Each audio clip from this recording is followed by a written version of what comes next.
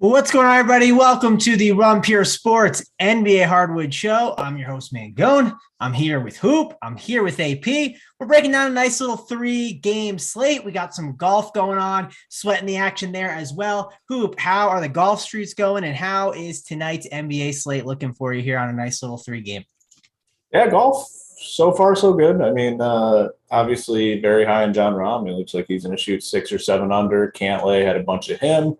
Shot 7 under, I think, on the front 9. A lot of our cheapies are kind of coming through. So I have a feeling it's going to be a good week at RPS. A lot of the content looks like it was on point so far. So we'll see how it finishes up. Obviously, all these guys get 3 rounds. So a lot can change over the course of the next couple of days. But like I said, I have a feeling it's going to be a good week for the PGA, DFS, RPS family. There you go. AP, how about you? I know Matty Wolf, tough start for him, but again, there's three courses we got to play, 3 different days. So I know you're a big Matty Wolf guy. Everyone knows you're a Chiefs guy too. So how are things going for the PGA though? And how is this 3-game slate looking for you? Yeah, I mean, I hope the Chiefs start off better than my boy Matt Wolf. Really rough. We're not going to tilt yet. I mean, starting what, 5 over? I mean, that's rough. But if there's one guy that can do it, he can go low. He gets the 2 other easy courses. I think Stadium's playing this office, so it is what it is. But excited to hammer out this 3-game slate tonight.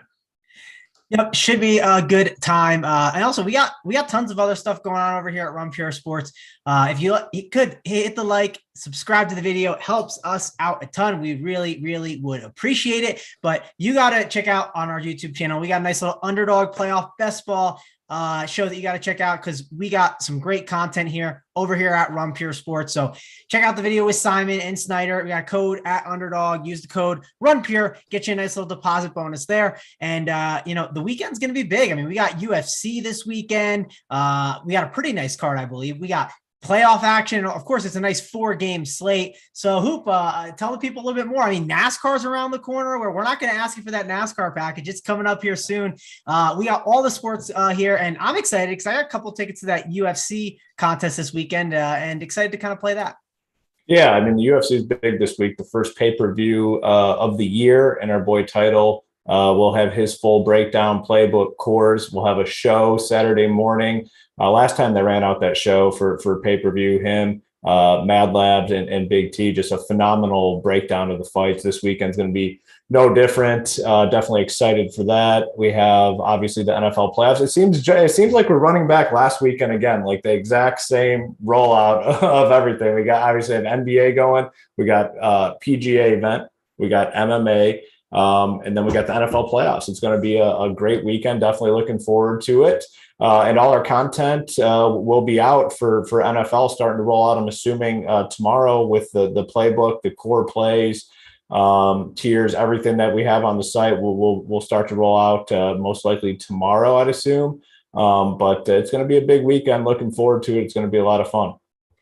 Yeah, definitely going to be a lot of fun. AP, I'm sure you're excited for it as well. Do you got any predictions for your Chiefs or any other games? I think that the Packers, I feel confident in them. I know Big T and Dunkel, they do that Print Factory show, and they've been talking up the Niners. I think that the Packers will still close the door and get the job done. How about you? What do you think about your Chiefs and some of these other matchups? Yeah, Chiefs are going to smash, but I got to restart my system. The producer Simon is telling me I got some audio issues, so I'm going to take care of that. And there it goes. I'm with you. Like that Chiefs game. I mean, I'm glad they put that. Sunday. What is it, basically Sunday evening? That's going to be an exciting game. I got the Chiefs. I already put a little bit of money on the Chiefs. I think they're the better team. The Bills. I mean, people forget they had a rough patch in the middle of that season. The Chiefs obviously started out a little slow, but turned it on. I'm not a full believer in the Bills. They just still haven't had many big wins this season. So give me the Chiefs. That number keeps kind of moving between 1.5 and 2.5. I'm on AP's Chiefs this week.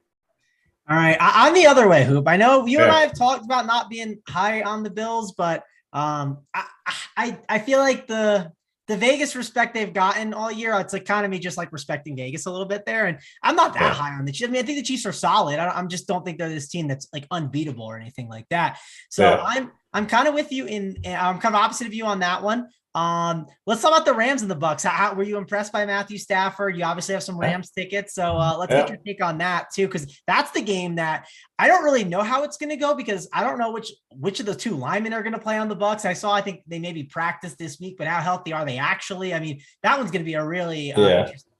I'd be shocked if that worst guy plays. And when he came in there to try to play, it was a disaster. And when the backup was in there, it was even a worse disaster. So I think that is actually pretty big news going into this weekend. It pains me because I'm a big Tom Brady guy. I'm a Tom Brady backer, and I wouldn't be surprised if they got it done. But I'm going to be on the Rams in that game. I just their defense looked really, really good. Now it's easy to play good defense against Kyler and whatever the hell offense they're running. That was probably like the most embarrassing performance I've ever seen from a quarterback in a playoff game. I mean, just an absolute disaster. Kyler Murray, he better go ask the Oakland A's if he can get a starting spot in the outfield or whatever position he plays, because man, that did not look good. But give me the Rams, man. I think the Rams can get this done this weekend against Brady and the Bucks. I hope, and I don't know if we might have a nuke timer in the chat. His name's Taiwan Richardson. So he is complaining that we are talking about everything but the NBA. Taiwan, if this is your first time here, we kind of have a nice little, depends on the slate, 5 to 15 minutes of hanging out and having a good time, talking other stuff. It's like the nice intro. We let some people file in. So if you want to wait next time, but it's a 3-game slate. And also AP left. So I'm trying to stall for AP a little bit. Was going to kind of dive into it a little sooner, but we're going to do that. AP's on his way back. But one thing to mention with AP is he's doing a nice little Up the Lock show tonight with BigT at 6:30. And I don't know. I think his name might be Jordan. I don't know which SaberSim guy, but Jordan, one of the guys, it's him. Yep. Jordan. Yeah, and they're going to be there breaking down the slate through SaberSim, and they're going to even be there, I think, after lock too, like showing a little bit of how to like do some swaps and stuff like that. So definitely be sure to hang out for that. That's on the premium side at around 6:30 Eastern. So we got a nice little gap in between the games as well. Even if we happen to go overtime, Taiwan, don't you worry. It will not run into the Up the Lock show. You and K Phallic won't have your pitchforks yelling at us that we got to get off the air, because they're starting that thing up at 6:30. So don't you worry. We'll stall for AP a little bit longer, Hoop. First of all, while we're stalling, hit the like, subscribe. Again, helps us out a ton on the channel. And then what's your take on the other two games? I think it's Packers beat the Niners. I think this Packers team is the most for real it's been since I've watched, since probably that year after they didn't make it to the Super Bowl, where they made it the year before and won it against the Steelers. I think it's a for real team, and I don't think Jimmy G is going to be able to keep up with Rodgers, and I think he's going to need to keep up. I don't think the run game is going to be able to get the job done.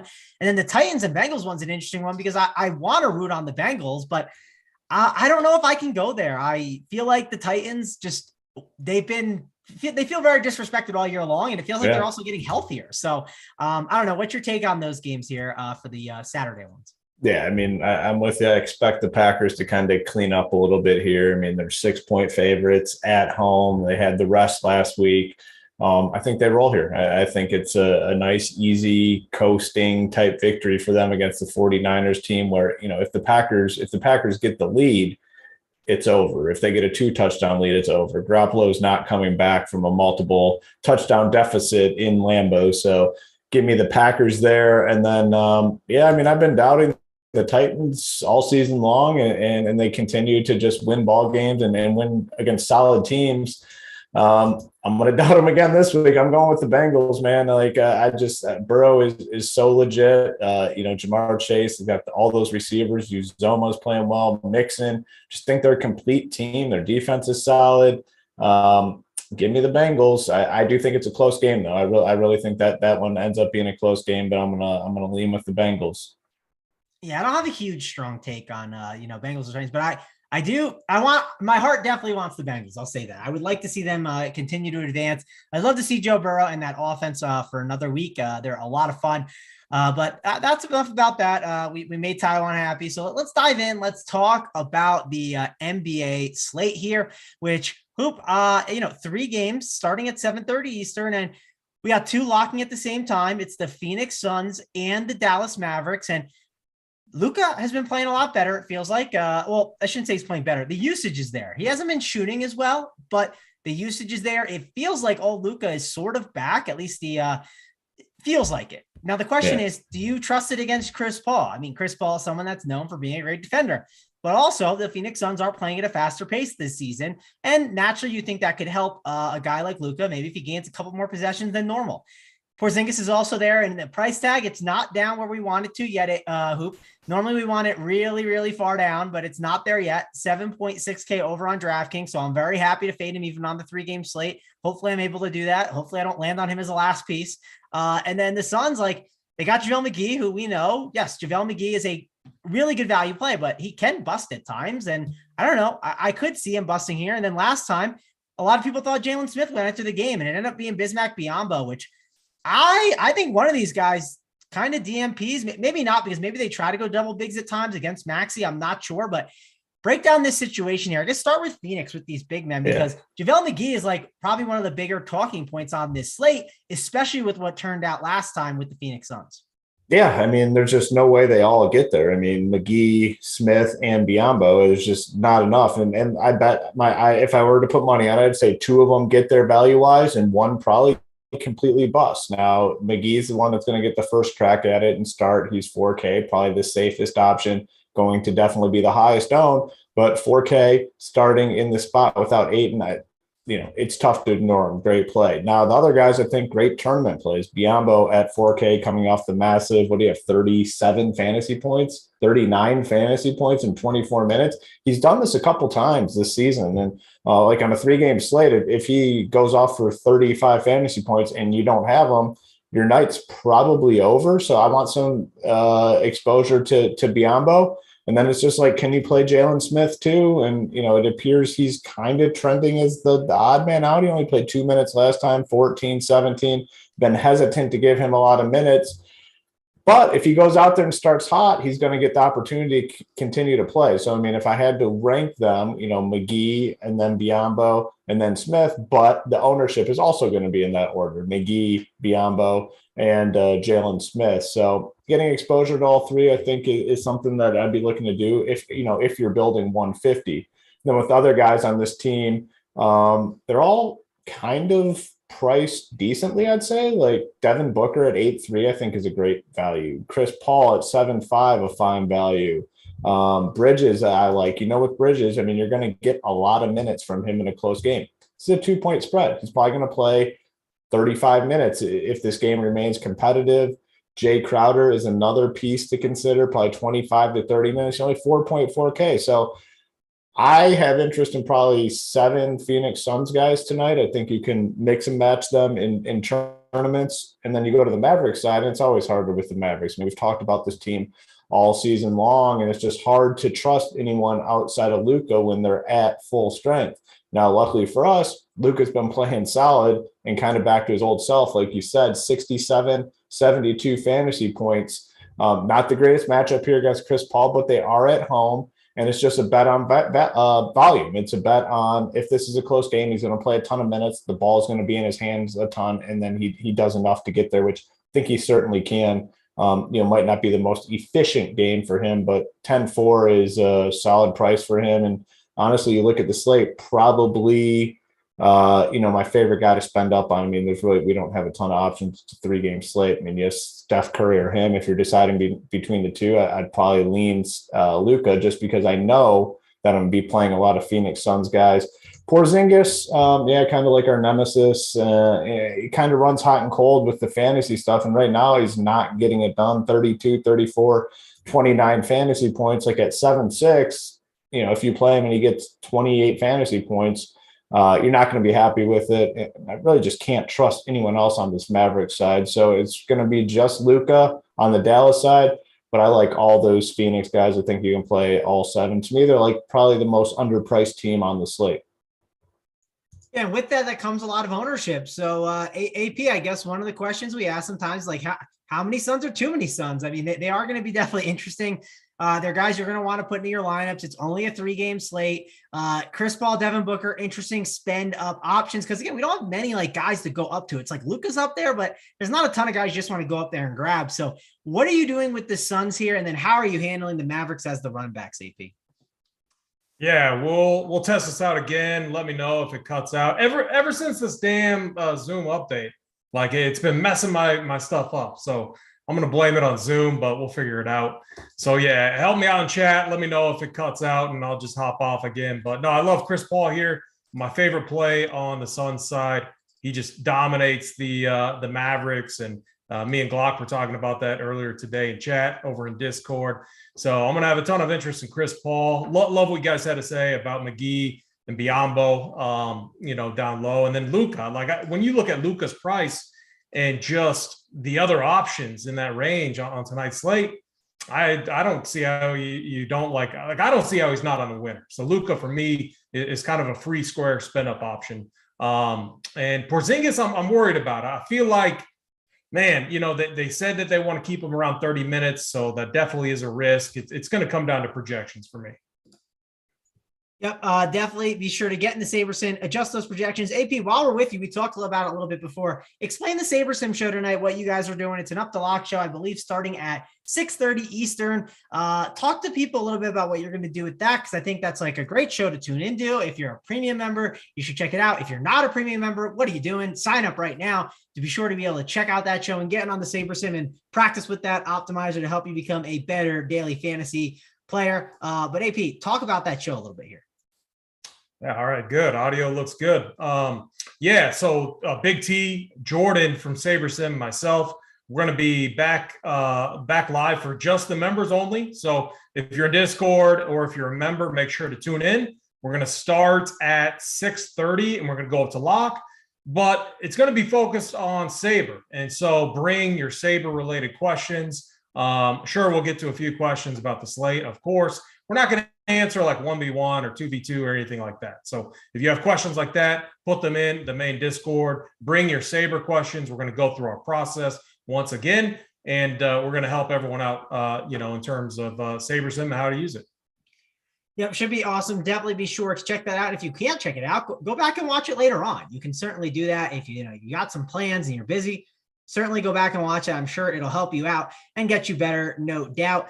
Let's move on, though. I don't got too much else to say about this game. Let's talk about the Pelicans and the Knicks, where this is probably the least exciting game on the slate. Kemba Walker, he is someone that's at that 6.1K price tag, and he got 30 minutes last game. It felt like we were locking and loading him when he was starting, and then he got hurt. But I don't mind him in this spot against the Pelicans. It's okay. It feels like he might be a little bit of a differentiation play too. And it's a 3-game slate. Tough to kind of find those options. And then, Valanciunas at 7-7 on DraftKings. I know center is a position sometimes where you can't always get in all the guys that you want. And there's some, really good values there on this slate. So maybe he goes under on a pretty decent price tag. So Hoop, I'll go over to you. Not a really appealing game on the slate, but there are some appealing price tags here. What do you want to do with the Pelicans and the Knicks? Yeah, I think we got a few options here. It's a 3-game slate, so it's tough to just, write situations off. Devontae Graham is officially questionable, right? Yeah, he's officially questionable for this game. If he is in, the 5-1 price tag, I think, is good for him. A guy that typically plays 35 minutes, mid-30s in close games, doesn't need much to pay off that price tag. If he gets you 25, you're happy about that. So Devontae Graham, if he's in, is a guy I have some interest in.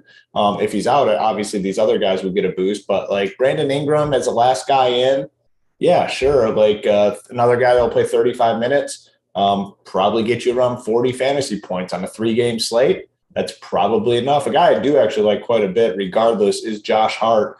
Just plays so many damn minutes. You're talking 35 to 40 minutes in these close games, capable of kind of filling it up across the board. So I like him as is at 6'3", but if Graham misses, he'd probably become more of a priority for me on this slate. And then Valanciunas, he's fine. It's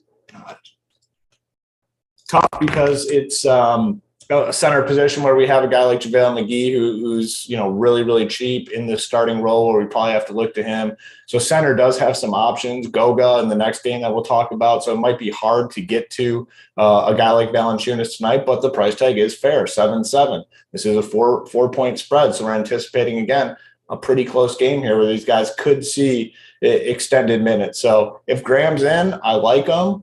I like Ingram. I like Hart. if Graham's out, both those guys get a boost. And then on the Knicks side, yeah, the Kemba thing is somewhat interesting. Played 30 minutes last time out. You have to imagine after that long time period that he had off, like minutes come up a little bit, maybe low 30. So you look at 32, 33 minutes. Kemba, he's big games over the course of the last couple of months. So at 6'1", I think he's a guy to consider. I really like Julius Randle. Fair price tag, 9-1. Again, another guy in close games, you know what you're getting. Probably 35 to 40 minutes, and he can contribute all the way across the board. So give me some Julius Randle. And then RJ Barrett, too. I mean, RJ Barrett, the price is coming up, but, man, he's been so productive for a while now. So RJ Barrett's guy I have some interest in. So, yeah, if we're talking like a 12-game slate, we're probably not coming here all that often. But we only have a 3-game slate, and I think we're going to have to consider some of these guys. I think there's, 5 or 6 viable options in this game for us. Yeah, there definitely are some options to go to. Julius Randle's another one who has been playing a lot better. Someone that I was considering probably a week or so ago. I wanted to kind of start riding him out and haven't played him too much, but maybe this is the spot that I end up getting on him here. AP, I'll go over to you. Obviously, the Graham news matters a little bit. We got Nickeil Alexander-Walker, someone that would be a really interesting value play at his price tag on this 3-game slate if the news hit that way. We'll obviously know that ahead of time because the game starts at 7:30 Eastern along with the first 2 games. How are you breaking down this Pelicans and Knicks game with this news and basically without it? All around, what do you think of it? Yeah, we talk all the time about how we can attack this Pelicans team with opposing guards. Schroeder just put up a big number against them, 47 points. Harden went off. You can go down the list. The one constant that we see is guards smashing against this team. So I have a ton of interest in Kemba on the Knicks side, who's going to go against the Pelicans here. Fournier, he's the guy that, man, I have yet to get him right. He hasn't been right many times. I think twice against Boston, and then last time out, he had a good game. So if you want to go there, you can. I choose not to, so I'll probably be off him tonight. Julius Randle, he looks good.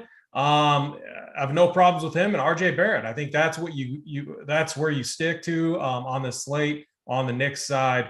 And it's like, man, I don't like Burks. You can't really trust. I don't trust Mitch Robinson, even though he's going to have to play minutes against Joval out there. But it's tough. It's tough to trust anyone else on the Knicks. So it's Kemba, really like him, and then RJ Barrett. Yeah, the Pelicans side. Devontae Graham. That news is obviously very important for the slate. I have a ton of interest in Jonas Valanciunas. I think he's a very strong play. Love his price. Center isn't too strong on this slate. So, I'm very interested in getting a premium center when I think most will go to a value piece here. And it could be the difference maker in tournaments. And then, I would have interest in Nickeil Alexander-Walker if Devontae Graham is out. Man, he's so streaky. I know when he's in there, he likes to fire, but he's not doing too much else when Josh Hart and Brandon Ingram are so ball dominant. So I only have interest in him probably if Graham is out. And if he's in, it's, Graham, Ingram, and Hart or Valanciunas, any of the starters here. I think one thing, and we'll talk about this more when we do the Saber show, but I'm definitely setting a rule on these Pelican guys. I'm thinking like 2 max from this slate. So I just want to limit because I could see it being Joval or one other guy. I don't want to play Joval and Ingram. I don't want to play 2 of the higher priced guys. So I'm probably going to limit Pelicans to 2, but I definitely like Joval as a center play tonight. Yeah, I don't think it's a bad idea to limit the Pelicans. Also, we have not the news, but we don't have a starting lineup for the Pacers yet. So that could obviously change some stuff. And having that flexibility might be worth it. And we'll obviously talk about that game. Hoop, are you going to kind of limit the amount of guys you play in this game? And then AP was struggling with Fournier, which I haven't played much him either this year. I know you've talked him up a little bit more. What's your thoughts on Fournier? I don't know if you talked about it already, but I guess that's a really interesting decision point. And then are you limiting these Pelicans in your lineups? Yeah, I don't hate getting Fournier in there. I'm assuming low-ish ownership. Do you guys have any sort of ownership projection? I'm assuming it's not super high or anything. I guess is what I'm getting at.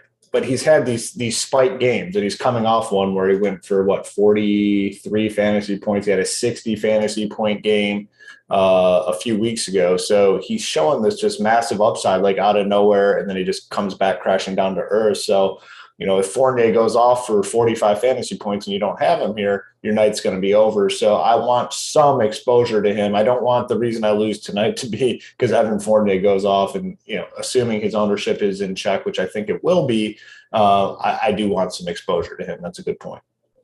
Yeah, definitely think you got to get exposure to him. And someone saying McGee or Biombo getting that spot will be crucial. Well, it might be getting Goga instead. Like, who knows? You could easily just go him and fade those guys completely if you want to, or you can play both. It's whatever you want to do. Hoop, before we kind of dive into the next game, what's the likes we got to get to? We're at 360 watching. We got 123 likes. What are we doing for the plays here? Well, we're at about 124. Let's just get 100 more. We'll go 225, and we'll get to the plays of the day. I mean, I know it's only a 3-game slate, not the most exciting thing in the world, but get those likes up for us. We do a lot of free content here on this channel. We want to keep it that way. So hit the like button for us. Yeah, appreciate it. And man, if we didn't talk about the NFL to start, this show would be quick. And again, it's Garrett's in the chat saying it's not the greatest slate. I kind of agree. It's not amazing, but the news later on will be nice. And I think that can help shake some stuff up. So I'm not too worried about it. We'll obviously dive into it. Before we do that, before we get into this last game on the slate, let's talk about the members never win segment, because we haven't done that yet. And it's a joke here at Run Pure Sports, because some people, they go on Twitter and they say that, members don't win. That's not true. Members do win, and so do the coordinators. I mean, it's great here over at Run Pure Sports. We had Hoop, our very own, had a nice 100K golf hit, and he hasn't predicted it yet, but he says good start so far. Maybe we got a chance at having another shipper for some of the RPS guys. Don't know who. Maybe it's him. Maybe it's some of the members. We'll have to see come Sunday. Mike J also had a nice 15K hit in golf, so that's nice to see there. In the NFL this past weekend, we had AP's mom with a 15K hit, and Gem C13 with a 20K hit. AP, tell us about your mom's hit for 15K a little bit, because I'm sure that people want to know that, hey, she took it down using some of the RPS content. So I didn't mention this yesterday. Title, she was on the members never win segment, which she loves and appreciates, and I obviously get a kick out of it. I didn't mention this, but the best thing about this is I got a DM from Siege about that whole bit. So he was, saying congrats to my mom and everything, coming from Siege, the guy that kind of developed his old mom, winning and stuff like that. So I thought that was really funny, but no, she is, I still grinding her small stakes. So she got that 15K win, but she didn't increase volume. She's sticking to the process, and she's going to crush again this weekend. Yeah, well, I expect it. Man, maybe we'll get an AP's mom's core on this site. Who knows? It's trending in that direction. Let's not go that far, man. Go. I want to know who AP's mom's playing every week. I mean, AP's mom has been in contention quite a few times on PGA last season. Last season PGA, she was up there a lot. So, and I noticed now she's liking the tweets and stuff. I'm pumped for AP's mom's success in the DFS streets. Yeah, she retired from NBA. It's a little too tough for her schedule, but but she likes the NFL, PGA, and who knows? But I do got to say, she does use the content, so we got to give credit to where it's due. Toot our own horn a little bit, if we want to call it that. But no, hopefully she gets another sweat this weekend. It would be a ton of fun. For sure. Well, it's unfortunate she's not in the NBA streets. And of course, I know it's a tough grind right now, but we had some NBA winners too. We had Slick DeRula for 15K. We had It's Yuli won 30K. And then I took down a nice little 59K. So it was a nice time in the NBA streets, and hopefully we can keep that thing going. Got the show with JT tomorrow. So maybe we can replicate the success a week later with all the mojo, and we'll have to see. But today it's a nice little 3-gamer. I'm taking it a little lighter than normal. I'm not pushing the bankroll or anything like that. Just only playing the one team today, and it should be a good time. Let's dive into this. What are you laughing at? Steve B goes AP/mom greater than Tanner/Jade. It's not that sort of thing. Definitely not that sort of thing. That's funny. That's funny stuff.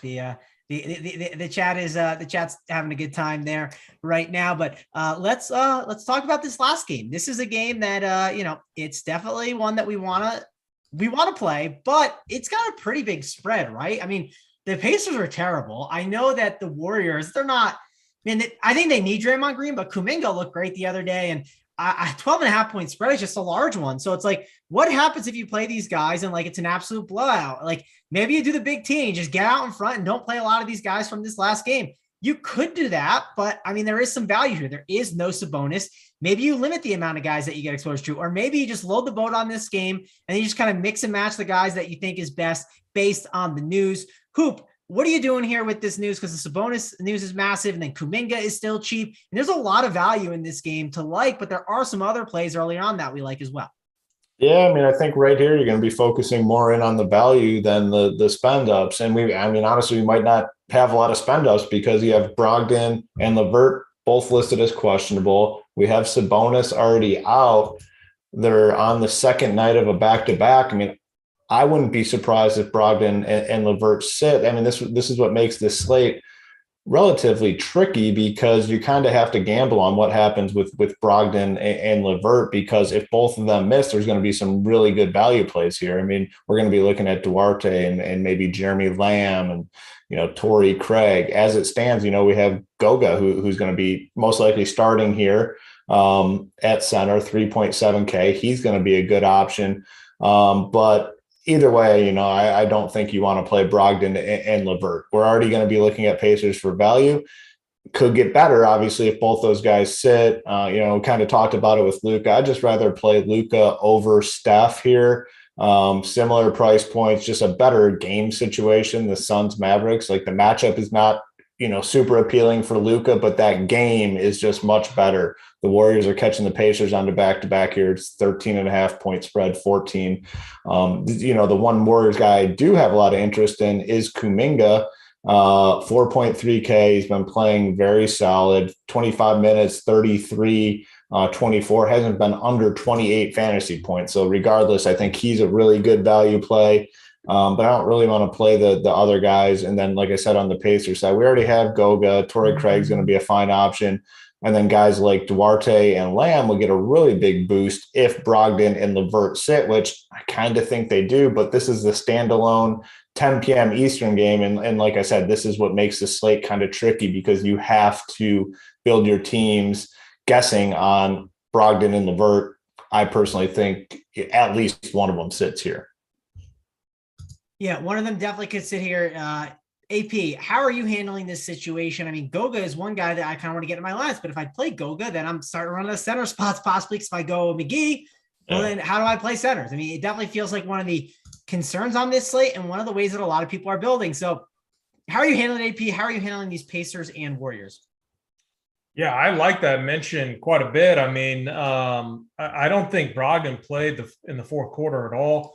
Really, I have a tough time, imagining that he plays tonight. And then Karis LeVert too. I mean, he played a ton of minutes yesterday, not a ton, actually 27, but still another guy who was added to the questionable list. I think there's a decent chance that at least one of them sits, and that's gonna bring other guys into play. I think Duarte is an absolute lock. I'm planning to lock him in either way. I think he's a good play, even if those guys play. I think he's a phenomenal play if one of them sits, and I think he's an absolute lock if both of them sit. So I'm going to have a ton of Duarte. I think it would increase, Justin Holiday, Jeremy Lamb, even maybe Lance Stevenson, more so if LeVert sat. This is where we could get the edge tonight, because the one thing with the Warriors too, because I want to be lower on the Warriors. So I think the script that you build, get the stud, like Hoop said, get the studs from the earlier games, Luka, Chris Paul, Randall, whoever you like, and get those guys in there, and then fill it with value, guys that at least that are going to play, like a Chris Duarte, maybe Jeremy Lamb, those type of pieces. And even if Brogdon and LeVert play, the Warriors can still blow them out. So those guys would see the court and all would be fine. I'm going to be under on Steph. There's no way I could play Steph when he's priced basically the same as Luka Doncic. Like Luka can get it done in so many different ways. Steph is typically raw scoring dependent. I do have interest in Klay Thompson. They've been, feeding him the ball to just, get a shot going, get him back into play. He's going to play around 22 to 24 minutes, but I think that's all he needs at his price on a slate like this potentially. So mild interest there. But honestly, I'm going to be more interested here on the Pacers' value. I think the Warriors side is much more difficult outside of Kuminga. So it's Kuminga and it's Duarte, the two guys that I feel best about right now in that late game. And then it's, wait for the news. Yep, definitely have to wait for that news. And we got to get those likes up if we want to push it home. I mean, 161. So we got to get to that 225 number. So we'll stall a little bit. Obviously, we understand it's tough to talk a 3-game slate for a while, even though Taiwan wanted us to go right into the NBA and just discuss every single player and break down every bench guy, even though there's guys that we don't always want to play. Hoop, let's talk a little bit more about the situation. Brogdon and LeVert, how are you handling that news? Do you have like a plan on how to set that up with your lineups, or do you have a plan of like, okay, I think this guy's not going to play? How are you tackling that on this slate? So either way, I mean, I'm not going to play Brogdon or LeVert. So I guess from that standpoint, it makes it a little easier. Like, not if they're announced in 30 minutes before, I'm not playing them regardless. Like, I want Chris Paul over these guys. I want Devin Booker over these guys. I want the Knicks and the Pelicans guys over these guys. So that from that standpoint, it's pretty easy. From the value standpoint, it's not super complicated, I guess, just because we know like Duarte is already going to play a lot. Like, he's already a good play. Goga is already going to play a lot. He's a fine play. Torrey Craig, he's already a good play. Where it gets a little dicey is with some of these other guys like Brissett and guys like that on the bench. But in terms of actually finagling it when you're doing 150 lineups, that's why the show tonight is going to be so helpful with Big T and AP and Jordan from Saberson, because they're going to go through lineup lock and then kind of bring the lineups back in and show like the editing process and all that. So in terms of how to apply it to 150 lineups on Saberson, we're going to have that video coming out to kind of break that down. And I'll admit, I am terrible at doing that. I'm still like a global player swap guy. Like, I'm not like, get it in there and mass change everything. So I need to tune in and figure out how to make those changes. But from a player standpoint, all those guys are already in play. Maybe we shift some, if we're on Kuminga a lot, maybe we shift some of that to like Duarte or Jeremy Lamb if those guys are ruled out. They're just going to have to play a ton of minutes. So it's a situation to definitely monitor. But either way, I'm not going to play Brogdon and LeVert, so I'll be good from that standpoint. All right, AP, obviously you'll talk about this, I'm sure, on the Up the Lock show. I don't know how much news we'll get on that. Any takes on how you're going to handle the LeVert and Brogdon situation? You already talked about Curry and some of these other guys, but how are you handling that news? Are you backloading your lineups like with enough guys where you're able to move things around? What's your thoughts on that? Yeah, my thoughts are pretty much the same. What I said, I'm not playing Brogdon or LeVert. And the way you play it is, the safe way to play it is Chris Duarte and Jonathan Kuminga. But I'm telling you, like Jeremy Lamb, Torrey Craig, some of these guys could definitely open up as viable plays if both guys get ruled out. Who knows what the starting lineup could look like? I mean, like Carlisle, he could start Kiefer Sykes for all we know. I mean, it's a real possibility. I believe he's still on the team, still on the roster. Didn't they like make their contracts good through the season, or is that fake news? Who's contract? Kiefer Sykes, or was he just like a? Did they just keep renewing the 10-day? Like that's something I could go look at. I think he's still on the roster, but he still is with them as of yesterday. So I think Lance is still on the 10-day, I believe too. I'm not 100% sure, but I know that is good to look at, because if for some reason one of those guys are not on that, or if they're on like a 10-day, and like maybe there's a chance if it's the last day they get a little bit more burn, or maybe they enter the starting lineup. You just never know. So those are things obviously go and look at, things that, I'm sure people, if you ask in the Discord chat, maybe someone knows there. So it's tons of reasons to sign up and get over at Run Pure Sports to get all that awesome information from the people. And, Hoop, I've done what I can to stall as much as possible. We're at 185 likes. So I don't know. I mean, do you got anything else to tell the people before we get out of here? We obviously have the Saber Sim show coming up next. So that's at 6:30 Eastern. So that gives AP about an hour to maybe go grab some Chipotle, because we know he loves to get some Chipotle. You can get there, bring it home quick, eat it, and then watch the show. But Hoop, what final thoughts you got for the people to give them a chance to push this thing home? My final thoughts are: it looks like the plays of the day are going into Discord. I mean, we're far short, 185, so they got to muster up like 40 likes in this stall period. I don't know if it's going to happen. It's looking like a Discord play of the day, which is fine with that. The members will definitely appreciate that. The members love when the plays of the day are withheld from the free YouTube show. Yeah, we'll have to see. We'll give AP's last final thoughts here. Are you grabbing Chipotle here in the next hour before the show? And give me your final thoughts here on the slate, AP. Yeah, it would be interesting to see if my core changes. I had it up at noon just because I thought, and nothing's changed so far. I love what you guys had to say about the possibility of those guys sitting. I kind of thought they might also, but one guy I've plugged in there was just in play either way. But no, I think it's going to be a fun slate. I think it's a good slate to where, really dial in your rules and play just these best plays, dial in the rules and let Saber Sim and the optimizer do its thing. And I think it's going to be a fun night. Yep, it'll be a fun night. We definitely have the Up the Lock show coming up next with AP, and then in the chat we got I need your pick, Hoop. It's what I wait for and come here for, bro. That's from Dakota. Hoop, you can get that in the Discord chat, right, Dakota? You can get that in the Discord chat if you remember. Am I not right, Hoop? You got a couple options. You either got to join Run Pure Sports or start knocking on some neighbors' doors and say, hey, have you heard of Run Pure Sports? That run an amazing free YouTube NBA DFS show every day, 4:45 Eastern. Check it out. So you got two options: become a member or start knocking on some doors and get people on this channel. Well, I know. Listen, hopefully it doesn't get pushed home by the time we are still closing this thing out, but it's a minute delay, right? So like I'm closing the show. The shop has stopped at 208 on my screen. Have you guys seen what Cantlay's doing? Like, no, this dude's going to shoot a 59 on a par 72 track. I mean, that's just, has anyone done that? Maybe one person? Yeah, I don't think so. I mean, he's just going completely nuclear. He's gonna destroy the whole Cali tour. Like, I think he's just gonna absolutely destroy. Like, he's gonna get off to such a good start. Anyways, 10 under, yeah. There you go, Chad. I tried to delay it. You tried it. It says 214 on my screen, AP. I mean, you couldn't even get it home. But that's gonna wrap it up for us, guys. Thanks a lot for joining us here on the NBA Hardwood Show. Check out the final countdown / Saber Sim live show at 6:30 with AP, Big T, and Jordan breaking down the slate for you guys. But we are going to get on out of here. For me, Mango, and AP, and Hoop. See you later.